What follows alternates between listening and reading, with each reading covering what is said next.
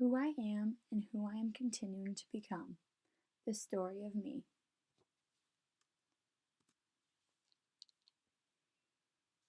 I would like to start with a quick overview of how I did this journey. I completed this autoethnographic video story by taking the time to look within myself to come up with identities and how I view myself in this world. I then took the time to use these identities in my experiences in everyday life as well as interactions I had with family, friends, and strangers to help understand how I view the world as a human in this society because of the way that I am. I then did research on my salient identities to dive deeper into my main three identities that are prominent in who I am and the factors that influence that.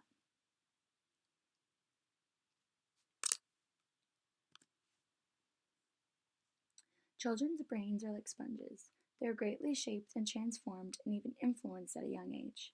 However, we all do have some sort of innate ways within us that help shape ourselves even more. I began my journey by thinking about who I am now, but then immediately taking it back to why that is. And that is when I began to journal and think back to my childhood and family.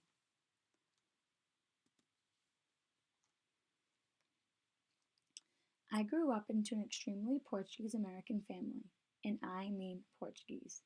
We celebrate every culture and custom you can think of. My father's side of the family is from St. Michael Islands, yet my paternal grandparents were born in America. However, I was and have always been much closer to them as my maternal grandparents died before I was born. My paternal grandfather is shown in the picture of me at about 4 years old. My paternal side of the family has always stayed true to their Portuguese roots. Loud, massive, always eating kale soup and feeding their young cassoulet sandwiches at the right age of 1. As you can also find in my literature review stated by Our Lady of the Artichokes and many other Portuguese American stories.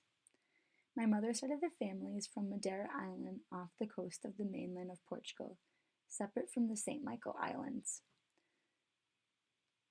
In the bottom right picture is me back in 2020 celebrating the new year there and getting to know some of my mother's side of the family that still resides there to this day. They are much more authentic, whereas my father's side tends to be a little more Americanized.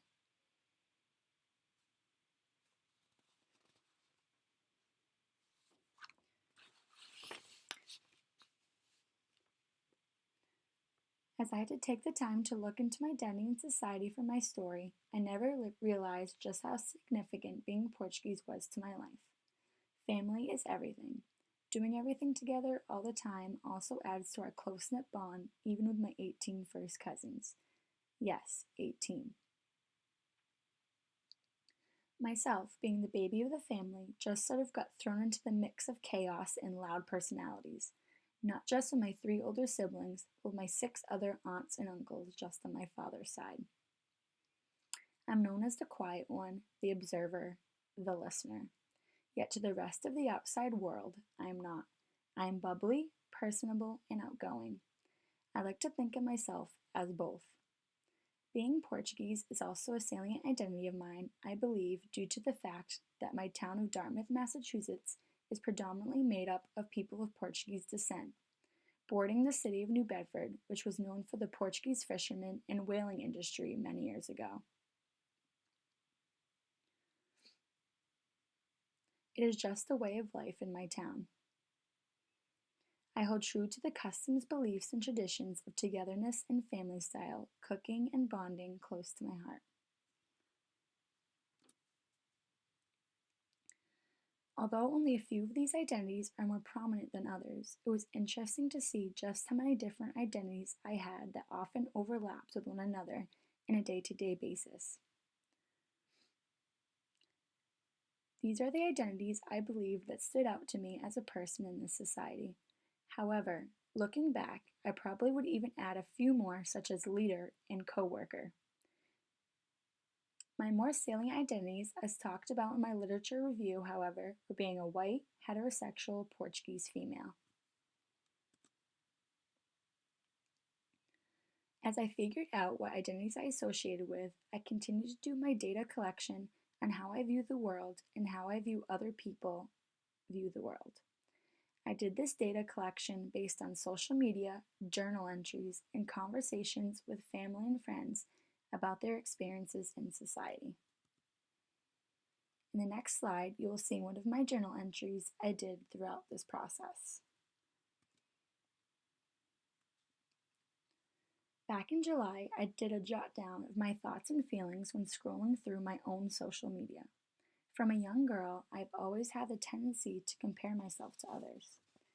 It comes from my perfectionist nature and from trying to keep up with my much older siblings. I am always wondering on how I can look that beautiful or work out more to get that body or be as organized as this person I'm scrolling by. Although I've curbed much of these thoughts throughout the years, it was brought to my attention by my African American boyfriend that marginalized people are always trying to strive for that good enough attitude in society, but more times than not, never feel good enough. They are always trying to work 10 times harder for the picture of perfect that would be maybe, say, a white person's everyday life and experience. My brother-in-law, who's also African American, had a conversation with me about biracial people and their internal struggles as well. My nephew is biracial, and my brother-in-law explained that these people often find an identity struggle with being both white and black. I also took notes on my phone while waitressing and out and about in society about my observations and feelings during these weeks.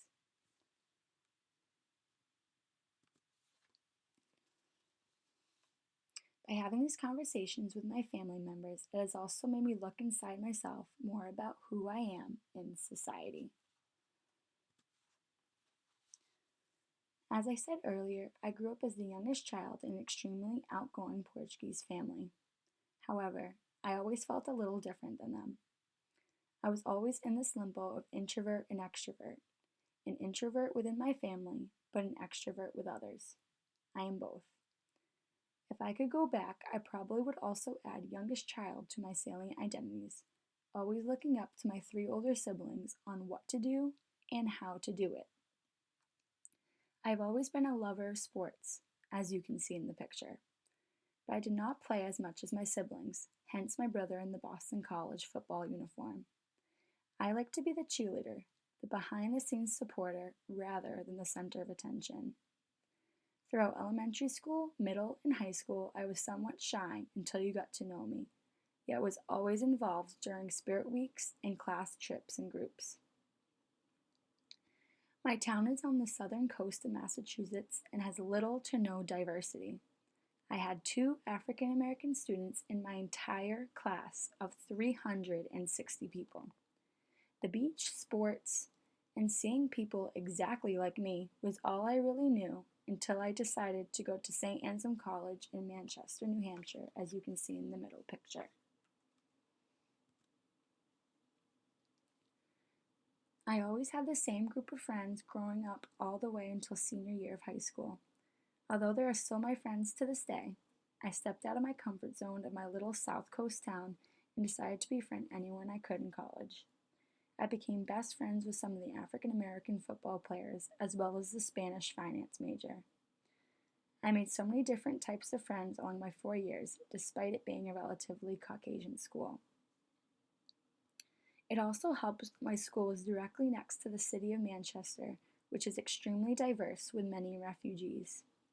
I decided to volunteer at Kids Cafe, which is a soup kitchen for needy children. This opened my eyes and was pivotal to me realizing that I wanted to be a teacher at an inner city school, the complete opposite of the suburbia that I grew up in.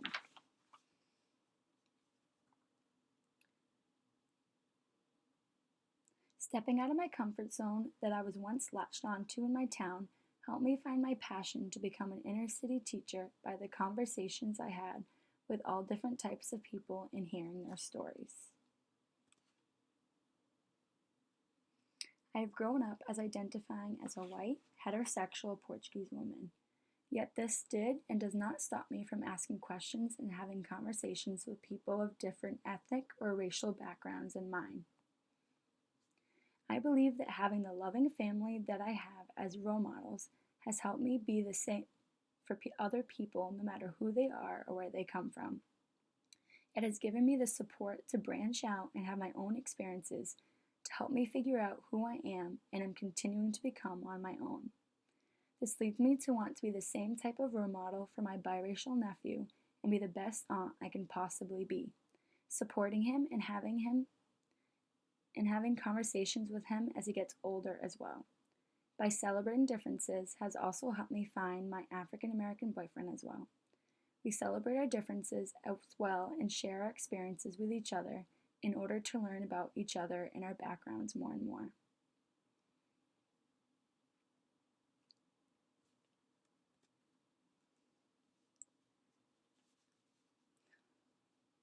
One of my all-time favorite quotes, "Well-behaved women seldom make history," from Laurel Thatcher Ulrich, always stays in the back of my head.